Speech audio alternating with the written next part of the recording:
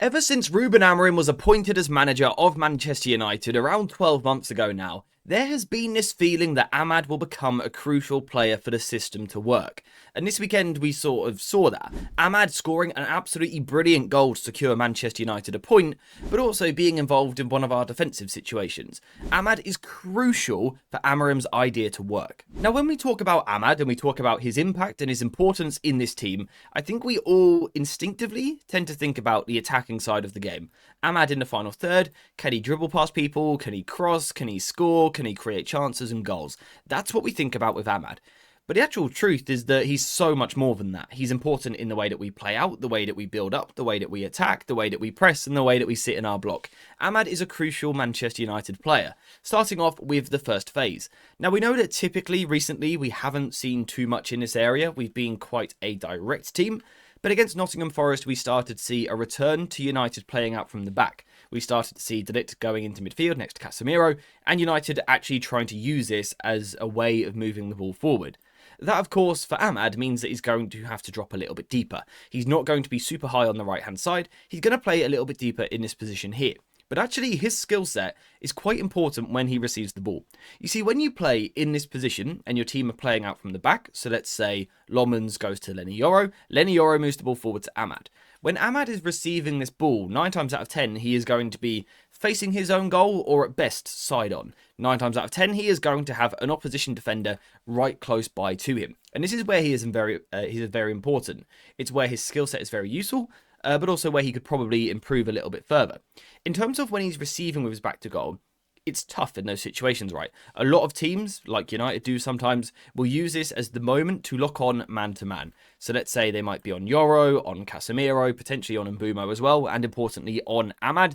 And this is where it can be a little bit tricky. It's not easy to play against man-to-man pressure, particularly with your back to goal. This is where Ahmad needs a little bit of work, sort of working his way out in these situations, perhaps knowing when to protect the ball, when to release the ball, when to draw a foul, things like that. However, he can actually be important right now already, and he does already contribute. And it's because of his low centre of gravity, but also the fact that he's left-footed. We know that when a left-footed player receives the ball in this position, their instinct is to play inside, is to move inside.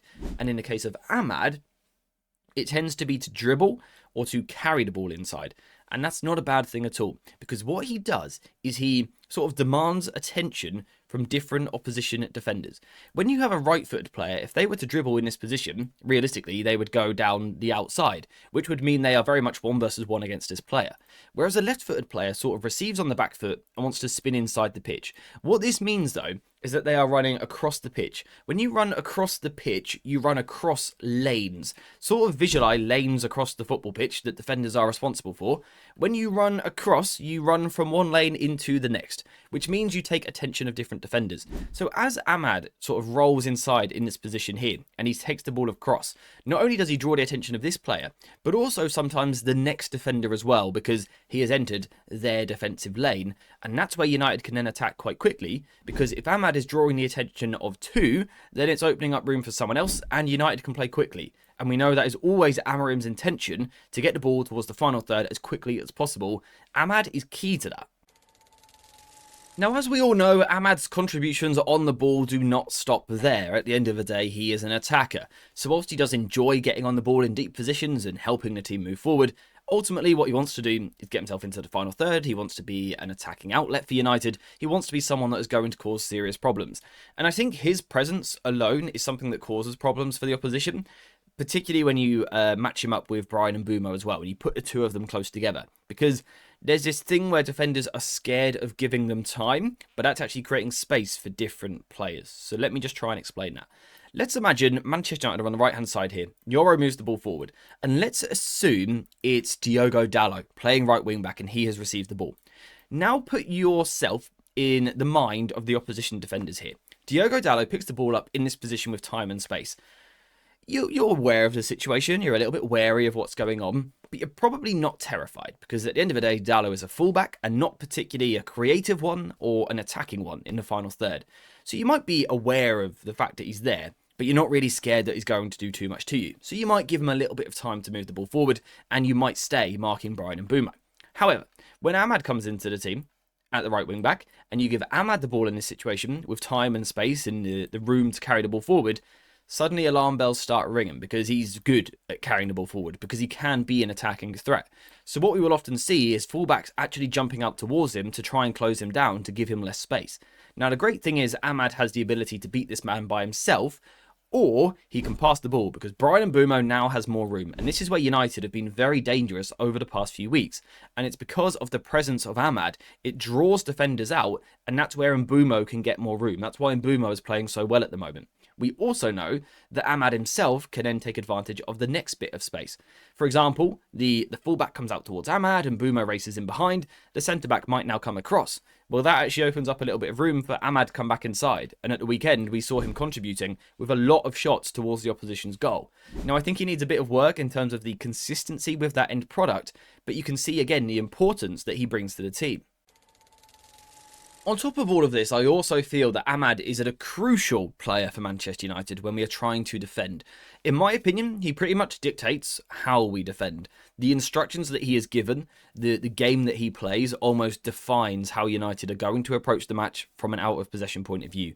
How compact we're going to be, how aggressive we're going to be, what shape we are going to be playing in. And the reason for that is because he is, first of all, a very versatile player that can do a few different jobs, but also seemingly a manager's dream. A player where you can go, I want you to defend deep this week, and he's going to do it. He's not going to complain. He's going to get on with his job, and he's going to do that. The manager asks him to play a little bit higher. He would absolutely love to do that. He's a player which you can sort of tinker with every week to give you a different approach. Now, first of all, he can help United defend in a 5 because he is one of the rare wingers in modern football that is more than happy to track all the way back to help his fullback. And not only is he willing to do it, he's actually not bad at it. Yes, he's not an elite 1-versus-1 defender, but he will put the work in to get himself into these positions to try and help out his near centre-back. For example, against Liverpool, I actually felt that largely he did a relatively good job considering he was up against a player of the quality of Cody Gakpo. I think he did pretty good from this position, and what it does is it allows United to go into that really deep sort of passive 5-4-1 shape, which I'm not always a massive fan of, but Ruben Amorim does like it, and he's only able to do it because Amad is there and able to play this role. The good thing is, though, Amad also lets us go into a different shape as well. Because he can jump forward, because he can defend more like a winger, which is his sort of instinct, United can shift that shape. And we can sort of swing the whole team around. So imagine Dalot swings in central, Shaw moves across, De Ligt moves across, Yoro moves across, and Amad moves himself up the pitch. At the same time, Mbeumo swings himself into the front line, and now we can see that Manchester United become more of a 4-4-2. And again, this is only really made possible because of the fact that we've got Amad on the right-hand side. He's happy to play as a wide midfielder out of possession, or actually almost like a wing-back. He's happy to do both jobs, and that gives you a lot of flexibility. Now, what United need to try and do, in an ideal world, is get into this situation more, rather than this one. This one's not so good. It makes us passive. This one's great because it reduces the space for the central midfielders to cover. They've got more support. They've got more players around them. And Amad is higher, which will always be a good thing. Now, the main reason why it's good to have Amad higher up the pitch is because when he is deep, he's really deep. You know, this is very much a back 5 situation. Amad is no longer playing as a wide midfielder. He is tucked in with our defensive line. In my opinion, this is something that we do far too often. I don't feel that we always need to drop into this low block.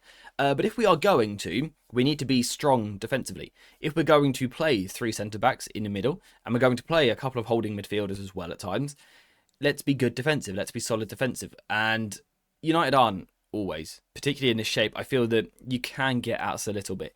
You might think you want to target Amad 1-versus-1, which isn't a bad idea because he's not a 1-versus-1 defender. This isn't like having Aaron Wan-Bissaka in this position who's going to lock down the opposition wingers.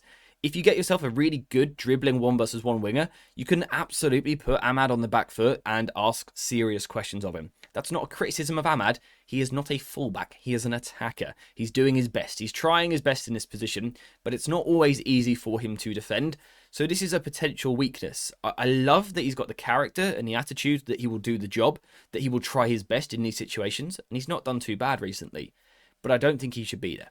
The other reason why I don't think he should be there is because, as we saw at the weekend, he is a weakness at the back post.